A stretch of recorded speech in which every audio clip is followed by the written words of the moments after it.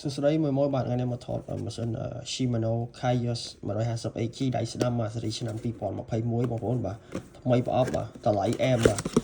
សម្រាប់មួយរកម៉ាស៊ីន Shimano បាទ casting បាទ Kaios ឆ្នាំ24បងប្អូនបាទឆ្នាំ24ដូររូបរាងថ្មីពណ៌ក៏ថ្មីបាទតម្លៃវិញក៏អែមទៀតបាទអញ្ចឹងមួយចាប់អារម្មណ៍អាចទៅមកបានណាបាទថ្មីប្រអប់អែមបាទ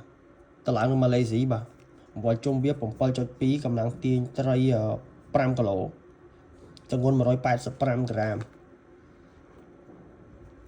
បណ្ដាងវា3គ្រាប់បូក1បងប្អូនបាទអែមស្មូតល្អបងប្អូនបាទហើយមើលប្រាំងមកវានេះប្រព័ន្ធប្រាំងមកវាបងប្អូនយើងកាច់នៅលើអាក្របនេះណាបាទតម្លៃអែមបាទមួយត្រូវការអីចាក់តមកបានណាបាទបញ្ជាក់មានតែដៃស្ដាំទេ Shimano Kaios ឆ្នាំ24បងប្អូនស្អាតមែនតើពណ៌ខ្មៅក្រឹប smooth ល្អនេះខ្ញុំលើកស្ពេចរបស់វានៅលើប្រអប់ឲ្យបន្ថែមបាទបងប្អូនអាចផ្ទៀងមើលបាន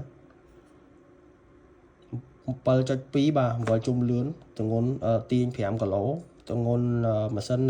185ក្រាមបណ្ដាង3គ្រាប់បូក1អែមមួយចាប់អារម្មណ៍តាក់ទងមកបានបាទតម្លៃអែមឲ្យបាទមានដៃស្ដាំទេណាបញ្ជាក់